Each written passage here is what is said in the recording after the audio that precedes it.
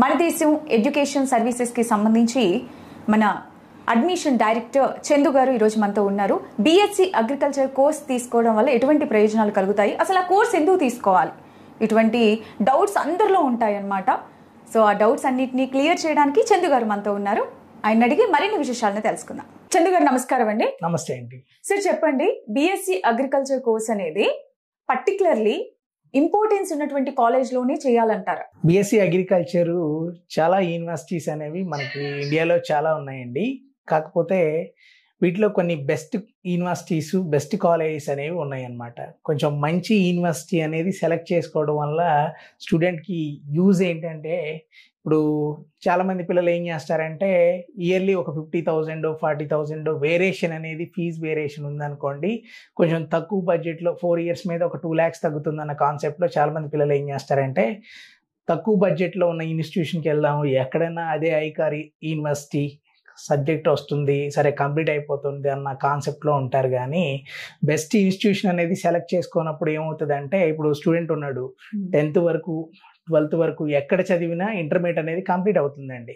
So దాని తర్వాత further step ఏదైతే ఉందో అది బీఎస్సీ అగ్రికల్చర్ కోర్స్ ఉందనుకోండి, 4 years కోర్సు. సో దీన్ని బెస్ట్ ఇన్స్టిట్యూషన్ సెలెక్ట్ చేసుకొని తను చదవలేదనుకోండి, రేపు మంచి ఇన్స్టిట్యూషన్ కానప్పుడు అది ప్లేస్మెంట్స్ ఉండవు, మంచి అకాడమిక్స్ ఉండవు, లాంగ్వేజ్ అనేది ఇంప్రూవ్ అవ్వదు. సో ఫర్దర్గా ప్రాబ్లం అనేది ఫేస్ చేయాలి జాబ్కి వెళ్ళినప్పుడు.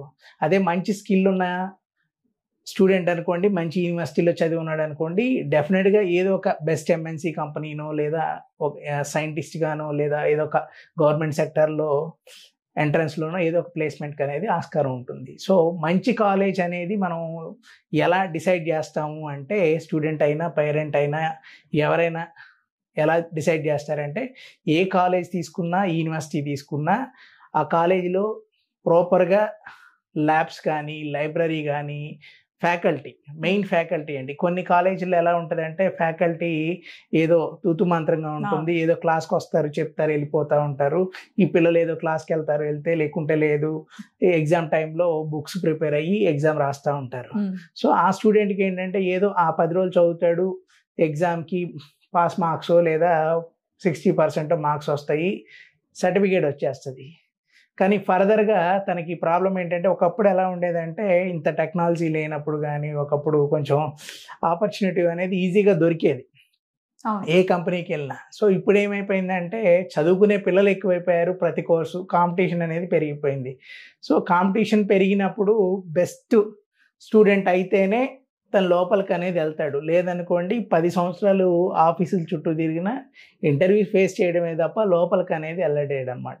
సో బెస్ట్ ఇన్స్టిట్యూషన్ సెలెక్ట్ చేసుకునేటప్పుడు 1కి 2 సార్లు వెరిఫై చేసుకొని ప్రాక్టికల్ ఎడ్యుకేషన్, ప్లేస్మెంట్స్, అకాడమిక్స్ ఇవన్నీ ఉన్న ఇన్స్టిట్యూషన్, కొంచెం ఫీజు ఎక్కువ ఉన్నా సరే ఆ కాలేజ్కి వెళ్ళాడు అనుకోండి, స్టూడెంట్ డెఫినెట్గా సెటిల్ అవ్వడానికి ఛాన్సెస్ ఉందండి. అయితే ఇప్పుడు కాలేజెస్ కి సంబంధించి మనకి ప్రైవేట్ అండ్ గవర్నమెంట్ 2 ఇన్స్టిట్యూషన్స్ ఉంటాయి. సో బీఎస్సీ అగ్రికల్చర్ కోర్స్ ని గవర్నమెంట్ లో చేయొచ్చా? ఎలాంటి ఫెసిలిటీస్ ఉంటాయి గవర్నమెంట్ కాలేజెస్? ఇప్పుడు గవర్నమెంట్ కాలేజ్ తీసుకుంటే మేడం, ఇప్పుడు మన తెలంగాణ ఉంది, ఒక యూనివర్సిటీ ఉంది, జయశంకర్ యూనివర్సిటీ ఉంది, దాని కింద ఒక 5 కాలేజెస్ అనేవి ఉన్నాయన్నమాట. అలాగే ఏపీలో ఒక ఎన్జీ రంగా యూనివర్సిటీ ఉంది, దాని కింద ఒక 11 కాలేజెస్ అనేవి ఉన్నాయి. సో వీటిల్లో కొన్ని కాలేజెస్లో ఇప్పుడు ఎలా ఉంటుందంటే, మీకు చెప్పా కదా, వీటిలో కొన్ని ప్రైవేట్ కాలేజెస్ కూడా ఉన్నాయి అన్నమాట. ఏపీలో కొన్ని ప్రైవేట్ కాలేజెస్ కూడా ఉన్నాయి. సో ప్రాపర్గా వాళ్ళు ఫీల్డ్ కానీ ఇవన్నీ మెయింటైన్ చేయరు. పర్మిషన్ వచ్చే వరకు ఒకలాగా, తర్వాత ఒకలాగా అనేది ఉంటుందన్నమాట. అలా అని ప్రతి గవర్నమెంట్ ఇన్స్టిట్యూషన్ ఇది బాగోదని కాదు, కొన్ని ఇన్స్టిట్యూషన్స్ మాత్రం కొన్ని ప్రాబ్లమ్స్ అనేవి ఉన్నాయి. అలాగే మీరు చూసుకుంటే ప్లేస్మెంట్స్ విషయంలో మీరు అది ఏ కోర్స్ అన్నా కానివ్వండి, ప్లేస్మెంట్స్ విషయంలో మీకు ప్రైవేట్ యూనివర్సిటీస్తో గవర్నమెంట్ యూనివర్సిటీస్ అనేవి పోటీ పడలేవు. ఓకే. సో వాళ్ళు పెట్టే ఎఫెక్ట్స్ అనేది వేరనమాట. డెఫినెట్గా పిల్లల్ని ప్లేస్ చేయడానికే వాళ్ళు ప్రయత్నం అనేది చేస్తారు. ఓకే. బైపీసీ కోర్స్ కి సంబంధించి సైన్స్ సబ్జెక్ట్ లో మోర్ దెన్ కోర్సెస్ ఉంటాయన్నమాట. సో అటువంటి కోర్సెస్ లో స్టూడెంట్స్ ఎటువంటి కోర్సులకి ఇంపార్టెన్స్ ఇస్తే మంచిది అంటారు? కోర్సెస్ అంటే మేడం, ఎవరైనా అసలు బైపీసీ జాయిన్ అయ్యాడు స్టూడెంట్ అంటే మెయిన్ కాన్సెప్ట్ ఒక్కటేనండి. వాళ్ళు మా అమ్మాయో అబ్బాయో డెఫినెట్గా మెడిసిన్ సీట్ కొట్టాలి, అవును. డాక్టర్ అవ్వాలి అన్న కాన్సెప్ట్లోనే పేరెంట్ కానీ స్టూడెంట్ కానీ చాలా మందికి కళలు ఉంటాయన్నమాట. Exactly. కాకపోతే అందరూ డాక్టర్స్ అనేది అవ్వలేరు, కానీ కొంతవరకు డాక్టర్ అవడానికి చాలా మంది పిల్లలు బైపీసీలో జాయిన్ అవుతూ ఉంటారు అనమాట. సో బైపీసీలో ఇప్పుడు మెయిన్ కోర్స్ అనేది ఎంబీబీఎస్. ఎంబీబీఎస్ కొంతమందికి కౌన్సిలింగ్లో వస్తుంది, కొంతమందికి రాదు. సో రాని పిల్లలు ఏం చేస్తారు, ఏదో కోర్స్ అనేది జాయిన్ అవ్వాలి. ఫైనాన్షియల్గా పెట్టగలిగే వాళ్ళు కొంతమంది ఎన్ఆర్ఐ కోటాలో సీట్ అనేది సంపాదిస్తారు. కొంతమంది వచ్చేసి ఎలా ఉంటుందంటే బెస్ట్ కాలేజ్ రాలేదు, సో ఏదన్నా మెడికల్ కాలేజ్ బయటికి ఏదో ఫారెన్ వెళ్ళి ఎంబీబీఎస్ కంప్లీట్ చేద్దాం అన్న కాన్సెప్ట్లో కొంతమంది పిల్లలు ఉంటారు. బేసిక్గా తీసుకుంటే మన దగ్గర బైపీసీ పిల్లలు ఎక్కువ వెళ్ళే కంట్రీస్ అనేది ఫిలిప్పైన్స్, కిజికిస్తాన్, రష్యా, జార్జియా ఇలాంటి కంట్రీస్ అనేది ఎక్కువ ప్రమోషన్ అనేది చేస్తారు కన్సల్టెంట్లు. సో ఆ కంట్రీస్కే తక్కువ బడ్జెట్లో 15 lakhs, 20 lakhs, 25 lakhs ఇలా తక్కువ బడ్జెట్లో వెళ్ళి ఎంబీబీఎస్ చదువుదాము, ఏదో మనం డాక్టర్ అవుదాము అని చాలామంది కలలు కానీ సో ఫారెన్కి వెళ్తూ ఉంటారు అన్నమాట ఎంబీబీఎస్ చదవడానికి. వాస్తవంగా వాళ్ళకి తెలియని నిజాలు ఏంటంటే ఇక్కడ చెప్పేదానికి, అక్కడ జరుగుతున్న దానికి, అక్కడ ఉన్న కాలేజీలకి, ఎడ్యుకేషన్కి అసలు కంపారిజన్ ఏం లేదండి. ఈ బడ్జెట్ అని చెప్తారు, ఆ బడ్జెట్లో అనేది అది ఎంబీబీఎస్ అనేది కంప్లీట్ అవ్వదు, కన్ఫామ్గా కంప్లీట్ అవ్వదు. రెండోది ఏంటంటే ఇప్పుడు ఈ చిన్న చిన్న కంట్రీస్లో మెయిన్గా చూసుకుంటే ఇప్పుడు మన దగ్గర చిన్న చిన్న ఇంటర్మీడియట్ కాలేజీలు ఎలా ఉంటాయో మెడికల్ కాలేజీలు అనేవి అలా ఉంటాయి. సో మెడికల్ కాలేజ్ అంటే ప్రాపర్గా ప్రొఫెసర్స్ ఉండాలి, లైబ్రరీస్ ఉండాలి, ల్యాబ్స్ ఉండాలి, చాలా పెద్ద ఎక్విప్మెంట్ అనేది ఉండాలి. మనం చూస్తూనే ఉంటాం కదా మన దగ్గర మెడికల్ కాలేజ్. సో మన దగ్గర ఉన్న మెడికల్ కాలేజ్తో పోలిస్తే ఒక కార్నర్లో ఉన్న చిన్న బ్లాక్ లాగ్ కూడా ఉండదు అనమాట అక్కడ మెడికల్ కాలేజ్. సో అంత చిన్న చిన్న మెడికల్ కాలేజ్లు అనమాట. ఏం లేదు, పర్మిషన్ తెచ్చుకుంటారు, స్టూడెంట్స్ జాయిన్ అవుతారు, ఏదో క్లాసెస్ చెప్తారు, ఎగ్జామ్స్ పెడతారు. స్టూడెంట్స్ కూడా ఎలా తయారయ్యారంటే మేడం, కొంతమంది ఇప్పుడు సీనియర్ స్టూడెంట్స్ ఉంటారు చాలామంది. సో ఈ ఫారెన్ అబ్రాడ్ ఎంబీబీఎస్లో ఎలా అయిపోయిందంటే వీడు స్టూడెంట్ అడ్మిషన్ తీసుకొస్తే అక్కడ కాలేజ్ ఏదో కమిషన్ ఇవ్వటం అన్న కాన్సెప్ట్లో ఉండిపోయింది అనమాట. సో ఎవరో స్టూడెంట్ జాయిన్ అయి ఉంటాడు, ఆల్రెడీ లాస్ అయి ఉంటాడు ఆ స్టూడెంట్. తనేం చేస్తాడంటే ఇక్కడ బాగుంటుంది, కిజికిస్తాన్ వచ్చేయండి, రష్యా వచ్చేయండి, మా కాలేజ్కి వచ్చేయండి, మెడిసిన్ తక్కువలో అయిపోద్ది అన్న కాన్సెప్ట్లో ఉంటాడు. ఆల్రెడీ వీడికి లాస్ అయ్యాడని తెలుసు, కానీ స్టూడెంట్ నేను లాస్ అయ్యాను, సో దీన్ని ఎలా అయినా నేను ఫీల్ చేయాలన్న కాన్సెప్ట్లో ఈ స్టూడెంట్ ఇంకొక 4 స్టూడెంట్స్ తీసుకెళ్తాడు. స్టూడెంట్స్ కూడా ఏం చేస్తున్నారంటే అక్కడికి వెళ్ళిన తర్వాత వాడికి ఎడ్యుకేషన్ లేకపోయినా ఏం లేకపోయినా స్టూడెంట్ ఎలా ఆలోచిస్తున్నాడంటే సరదాగా ఎంజాయ్ చేయడానికి వచ్చాము, ఎంజాయ్ చేసి ఏదో సరదాగా చదువుకొని సర్టిఫికేట్ పట్టుకొని వెళ్ళిపోదామని అనుకుంటున్నాడు. సో ఇప్పుడు ఈ 5 సంవత్సరాలు 6 సంవత్సరాలు ఎడ్యుకేషన్ అయిపోతుంది, బాగానే ఉంటుంది. నెక్స్ట్ తను ఇండియా వస్తాడు. ఇండియా వచ్చిన తర్వాత నెక్స్ట్ ఎగ్జామ్ అనేది అటెంప్ట్ చేయాలి. సో నెక్స్ట్ ఎగ్జామ్ అటెంప్ట్ చేయడానికి సంవత్సరాలు పడుతుంది అనమాట. సో ఇలా అయిపోయింది అనమాట ఫారెన్ ఎంబీబీఎస్ అనేది మాత్రం. అసలు ఆ కాన్సెప్ట్లో ఫారెన్ ఎడ్యుకేషన్కి ఎంబీబీఎస్ చదవడానికి వెళ్ళటం కంటే కూడా ఎక్కడుండి ఇలా బీఎస్సీ అగ్రికల్చర్ ఇలాంటి కోర్సెస్ అనేవి తీసుకోవడం అనేది బెస్ట్ ఆప్షన్ అండి. దీని తర్వాత ఇక బెస్ట్ ప్రోగ్రామ్ ఏదన్నా ఉంది అంటే అది కన్ఫామ్గా బీఎస్సీ అగ్రికల్చర్. ఎందుకు బీఎస్సీ అగ్రికల్చరు అంటే మెయిన్గా రీజన్ ఏం లేదండి, మీకు కొంచెం ఆపర్చునిటీస్ అనేవి చాలా ఎక్కువ ఉంటాయి బీఎస్సీ అగ్రికల్చర్లో. మనకి ఇప్పుడు తీసుకుంటే జాబ్ పరంగా ప్రైవేట్ కానీ గవర్నమెంట్ సెక్టర్ కానీ నెంబర్ ఆఫ్ జాబ్స్ అనేవి ఉన్నాయి. సో స్టూడెంట్కి ఆపర్చునిటీ దొరుకుతుంది. మనం ఏ ఎడ్యుకేషన్ అయినా చదివేది ఎందుకండి, ఉద్యోగం చేయడానికే కదా.